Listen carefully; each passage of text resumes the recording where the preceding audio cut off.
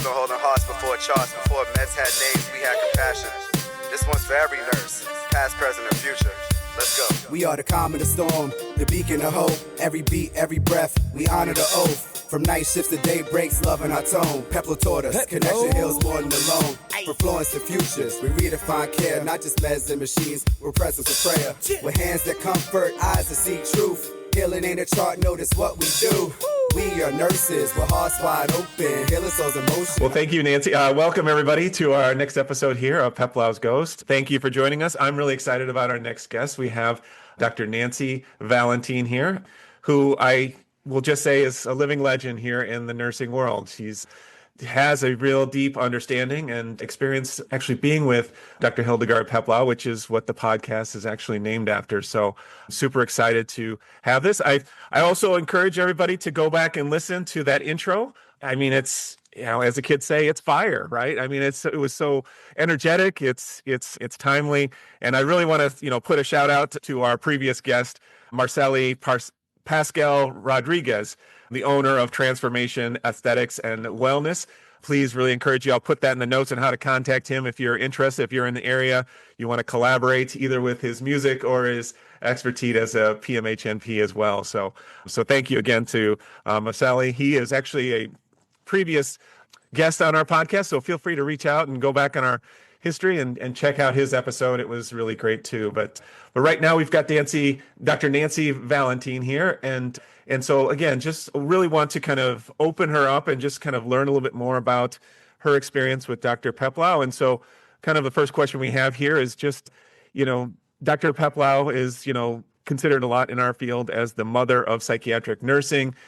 She's really, just a legend. We all kind of know her. We all get taught her probably multiple times throughout our nursing program. So what was your first impression, or what did you kind of, when you first met her or started reading about her, what was your first take on Dr. Peplau? Well, my first impression was when I was 19 years old and I had just started in the nursing track at Rutgers University College of Nursing.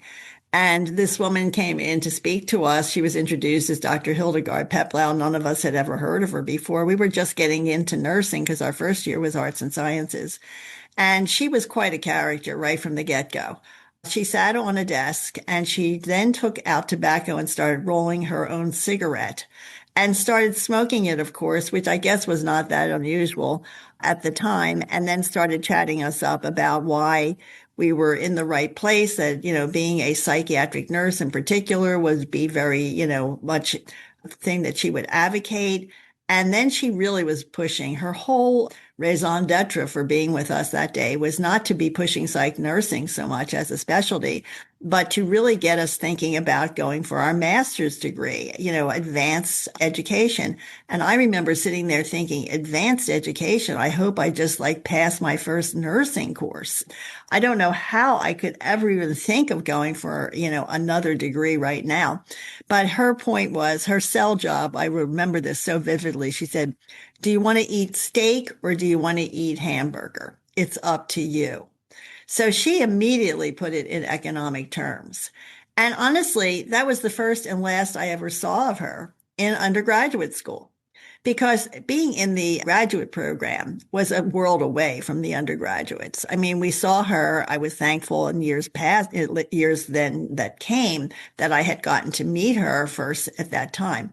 But then my next opportunity to meet her was really through the American Psych Nurses Association. Even though she was not a founding board member, she was, very influential. Her work, of course, was always being quoted, etc. And then the next time I really spent any time with her is that, it was many years later. Yes, it was at least 3 degrees later, when she was one of my advocates for becoming a fellow. She wrote one of the letters of endorsement to become a fellow in the American Academy of Nursing. So I was very grateful to her for that. But I think that to really tell your audience how to really learn about Hildegard Peplau is not just through her theory and her work in psych nursing, but I had the pleasure of pulling out, in preparation for this podcast, a book, a biography on her entitled Hildegard Peplau, Psychiatric Nurse of the Century. And this, I don't know that you can see it, and I know this is mainly going to be a verbal dialogue with your audience, but Barbara Calloway was actually working at the School of Nursing. She had become a dean when they started running out of nurse deans because they had problems with each and every one of them. So she stepped in, and she was no doubt a very able administrator, but she had no plans of staying for the long term because of not being a nurse. But she was so impressed with Hildegard. And I have to say that Barbara really deserves a shout out. Dr. Calloway, if she had not written so much incredibly detailed information, we would not have this background on this woman who is such an exemplar. I was just oohing and eyeing as I was reading every chapter about how remarkable her whole life was. She didn't just become a legend because she decided to have this interesting theory and it sort of popped out of the box. It was a lifelong endeavor. And I'd like to just tell your audience that there were 3 themes that I thought really set her apart. One was her incredible curiosity, as well as courage. She actually grew up only an hour's drive from where I am in Philadelphia, where I grew up. And she was in a poor area that was very working class or lower working class. I mean, it was a tough life, I'm sure, when she was growing up.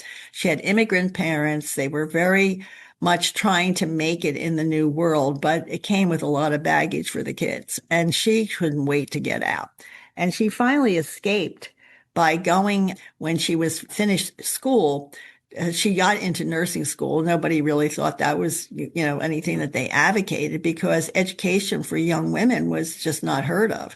But she got out of that and she went and took an opportunity at Bennington College in Vermont. And this is why I think it just started her on a road to success that no one could have ever predicted. Because as she would take these different roles and responsibilities, all of which were very entry level, she met all the greats in psychiatry. At Bennington, someone said, well, you really should go to a psychiatric hospital in Maryland and meet Dr. So-and-so. She met all of the greats, including Harry Stack Sullivan, through all these people that just sort of, would steer her in the right direction. And then she would follow up and follow through, which is another great characteristic. It's one thing for people to get prompts. It's another thing to follow through. And then I think that her ability to develop relationships that were interdisciplinary, no one had to tell her how to do that. She actually, if I really were to editorialize my opinion, she actually felt more comfortable with people outside of nursing because when she tried to make relationships with other nurses, she really found that they were basically not receptive. She felt that they were very parochial. They were not open to new ideas. It was very frustrating to her. But that ability to have this incredible network over many decades of people who were highly influential, that thought very highly of her work, really helped her to become the psychiatric nurse of the century. She did not have to be introduced to people. She was already a well-known person to that group. And then I think the third thing that I came away with is that her uncompromising desire to make change no matter what people thought. She was not trying to be popular. In fact, she was very unpopular. She was really very isolated and ostracized by nursing colleagues in various places that she worked, including Rutgers, which was her last academic post. And I think it's just very, very unfortunate. But I think she had a somewhat of a caustic personality because she was really focused on doing business and getting the job done and did not want to just keep what she would probably think pussyfooting around with other people. She just wanted to cut to the chase and get the job done. This included the A&A. She became president and she had been the executive director, which is more influential, quite frankly, than the president. And she saw what horrible shape they were in financially. And she had this acumen for financial astuteness. And she had to make some very tough decisions, but frankly, she saved the American Nurses Association. They were just about ready to go down the tubes if they were on such a slippery slope. She could have been the closer rather than the revitalizer. But she revitalized it, but it turned so many people off that they did not appoint her as a permanent executive director. She was acting for a couple of years.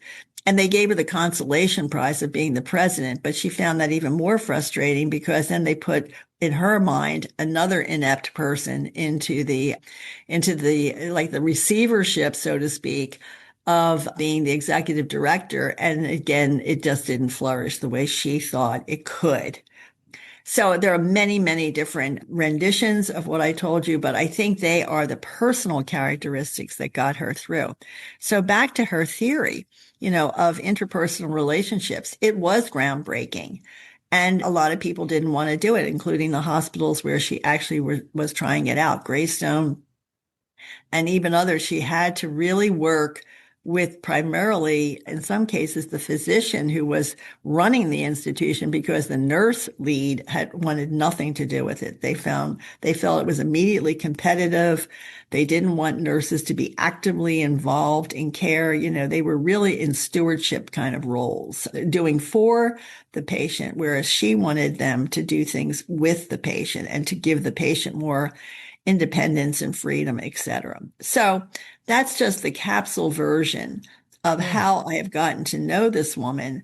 But this book was so riveting. I cannot emphasize enough the value. And in fact, this whole idea of nursing history, which I think would be a wonderful opportunity for students to learn more about nursing figures who have made such a fundamental difference. But in nursing curriculums, they do not really emphasize nursing history. Nursing history is something people generally stumble across. Maybe like 1% or 2% of all nurses really get involved with nursing history. Yeah. Well, thank you, Nancy. That's great. I mean, again, to encapsulate someone's life so succinctly, I appreciate your time, your effort in doing that. It's reminds me, a lot of just, you have to kind of put your head down and do something, which we've heard from other people who've met Peplau as well. And so thank you. And Sean will have the next question here. So thanks. You're welcome. Dr. Valentine, I'm going to start with a comment responding to something you said and then ask you a specific question. I as you were talking about Dr. Peplau's nature, which is, I would suggest that Dr. Peplau did not suffer fools well. Right. In my mind, I was thinking when you were talking, if she were a man, how much more well tolerated might she have been within the system, right? Because of the bias around patriarchy at that time. So they kind of jumped into my head. But let me ask you a question. First of all, Dr. Valentine, are you left-handed or right-handed? Right-handed. Great. So I want you to imagine that on your right side of your shoulder is you, and on your left side of your shoulder is Dr. Peplau. I'd ask you to think about our current presence in psychiatric nursing, specifically advanced practice psychiatric nursing, and kind of make an evaluation. Give us a grade about our ability to kind of fortify and deliver psychotherapy. What's your grade, and what do you think Dr. Peplau's grade would be? Well, I don't know that I'm in any position to give a grade. I think I would be saying to her, you would have no idea just the extent to which your influence has been, brought to bear. Look at how many nurses there are that are doing psychotherapy. It's still a very small percentage of people who are in mental health care. But she only had at the highest level, I think that she was given credit for training 125 students to become psychiatric nurses in that therapeutic track. That's a small number. Now we have, obviously thousands that are doing that. So the ripple effect has been tremendous. And I think as far as giving a grade, I don't know. I mean, there's so many different people doing this work. I'm sure some are excellent and maybe some are okay. And maybe some need, more buffing up as well. So I think on an individual basis, that would vary. As a cohort of nurses that are doing psychotherapy, I think that it's hard to be advocates for self as a group. And we are still really low on the totem pole of reimbursement, of being even acknowledged as therapists. It's striking to me that it's been such a long haul to get that visibility and to get that recognition in ways that make a very profound difference, such as reimbursement and referrals, getting more referrals. I don't know what would be the best way to reposition some of that for more success. Maybe there are others that would be in a better position to make those recommendations, but I would just urge people to be involved with their professional association. Use those platforms to help leverage advocacy. It's impossible to do it as an individual. People are busy. They're doing their work. So you have to find other levers to make that mark. At the risk of me asking you to mind read, how do you think Peplau would perceive us in history right now? I think she would be both happy and not satisfied because the woman was, chronically unsatisfied. She wanted to always push for the next step. I think she would blame the nurses for not doing more. I think she felt that nurses, even today, by her standards, would be seen as much more, nimble, but she would be wanting them to do things, just like I said, to really band together, to find smarter ways, to get to their mark. Maybe to be influential with other disciplines, much like she was, get to know people. Don't stay so isolated, which is a chronic problem for nurses in all areas of practice. So I think that she would be pleased that the numbers are growing. I don't know if they've plateaued, quite frankly, but I think that part would be good. But she would want people to do more. Thank you very much. Melissa? So I'm going to ask about Peplau's having famously core of steel, described as having a core of steel when it came to nursing autonomy. And you've navigated the highest levels of healthcare policy and the VA systems. So I'm wondering if you could share a moment from your own career where your personal connection to her helped you stand your ground in a room full of administrators and policymakers. That's a wonderful question, Melissa, because as I was reading this book, I kept thinking to myself, this is just incredible. I hardly knew the woman. I've already given you a full blow by blow of the few times I really got to spend time with her. But we are so strikingly similar. It was almost uncanny. I was wondering, is there such a thing that if you just walk around in the same building, you sort of get inoculated? But I think some of those same personality characteristics of, always shooting for, best practice, best achievement possible, not ever being satisfied with the status quo was a very similar characteristic. And I think that I was always very conscious in my career that the most important thing for me in taking any position was not the title, not the salary, because many of my positions paid much less than some of my colleagues that were in similar jobs. But I took them in sometimes more daunting, environments where the salary was never like at the top. What was most important to me was how much influence I could have. Influence to me is the number one capital. If you're in a job where you can have influence, that's the only thing that counts at the end. And I was very fortunate to have those kind of positions. But the core of steel that took was something that I had to develop over time. And I think that what I never could have anticipated as I got moving along, and you have to understand that in this era of today, this may sound to some of your listeners like, oh, yeah, that comes with the territory. In my day, that was not the same situation. The unending criticism for anything that one tried to do that was going against the norm. The criticism came not just from nurses, but it came from interdisciplinary so-called partners. And I had to learn to pick them wisely because they could be in assigned jobs that would assume that they would be partners, like Dr. So-and-so and at a chief medical officer level with the chief nursing person, which in this case would be myself. You would hope and expect that would be sort of a natural partnership. But it wouldn't be because of the different personality characteristics that person just didn't want to partner. They wanted really to not either be bothered with the programs that I was interested in and would wave me off to like, oh, well, talk to so-and-so about that. I don't really feel like being bothered with it. Or they would be openly not supportive. So it really required weaving around and dodging some of these folks and finding those who would be willing to align in order to get things done. Because number one, you cannot do any of these major policy shifts and organizational revamps like a one-woman show. It's just not possible. You have to find a team that you can work with in your own department, hence nursing. And I did find those folks. I had to pick and choose as well. But you have to find the external people that you can align with that will have the credibility in other circles, sort of to advance the program.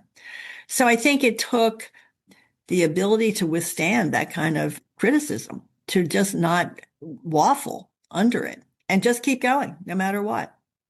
Kind of this unflappable part of Core of Steel, right? And persistence. And I love the chronically unsatisfied. That kind of resonates with me as well. Especially for any curious person that wants to create change has to have those characteristics. Thank you. You're welcome. Yeah, this is, and again, this is great, that the image of that is like a bridge in some ways, and we all need kind of multiple supports to help us. And I like how you said, you got to pick those supports very carefully, people that will have your back and support you during that time. In what you've said too about the idea that you maybe haven't had many actual interactions with Dr. Peplau, but it's, had this resonating effect. Like you said, that 125 students that she educated just kind of, proliferated throughout the profession and such. So my next question gets a little bit more maybe thinking into where we currently are today, but even into the future, this the concept of interpersonal relationships, and how does that look in our digital world? As we move into like telepsychiatry and other things like that, how do we maintain that? How do we preserve that Peplau type of theory that should continue to kind of stream through kind of our interactions with people? That's a very good point as well, Dan, because actually, theoretically, by having digital communication, people doing therapy with Zoom calls, etc., you really should think that that can actually expand the influence rather than hinder it. And I do believe that the intensity of a Zoom call face-to-face, where you're really having the interaction, and now with AI, you get a printout of and the next steps. I think that even enhances, the therapeutic, like what did we talk about, and what do you want to do next, kind of thing. That could be an enhancement. I would hope that more people would take advantage of that. And this is a sort of an entrepreneurial opportunity for psych nurses to really maybe begin some of their own businesses and consortiums to have a multi-dimensional set of offerings. And people have different specialties, different populations of interest, but if they could band together and start a small LLC and really offer it, or partner with an already existing organization and add to their value by having this program, I think that it could proliferate. So I want to be optimistic. I mean, just personally, I'm involved I know your audience will not be able to see this, they're mainly listening, but the banner in back is Nurses Navigating the Complexities of the Healthcare System is really what I'm focusing on now. I'm starting a program for young nurses who are ready to graduate from their school of nursing and get them prepared for their first job, because the whole idea is that their decision-making around their first job will be very pivotal to their long-term success. They can't just jump into the first thing that they're offered and then be floundering, hence the enormous turnover statistics for nurses in their first 1 and 2 years. And what I hope to do is bend the curve of those who actually leave the profession, which is estimated to be 35 to 50% by year 2. That entire investment is not utilized to its maximum. What these folks do, I don't know. I don't know that anyone's tracked on their next steps career-wise, but it's not in nursing. We need nurses. So I'm hoping to work with that. And then there's a companion program that again goes back to the psychiatric nursing basis. And that is being ground zero, talk me off the ledge. It will be a year-long coaching for nurses in their first year, and will be a combination of presentations by experts on a topic and then another session every month that will be just an open forum to talk about all the stuff that they're seeing that is absolutely throwing them over the edge, and would leads very quickly to, I can't do this, I'm quitting. Yeah, thank you for sharing that. That's because again, that I think that can't be said enough. I mean, the nursing need is out there, and then to have such high levels of people, like you said, completing their education, spending all that money on tuition, and then feeling like they've made a mistake, and then that's got to be crushing personally, professionally. It is. And where they go, you're right. It would be nice to know, but thank you for that work. It's definitely very much needed, and I think it builds on this digital world we have too. Yes. We could have these consortiums and things meet, and we met last night. I'm the current president of ISPN.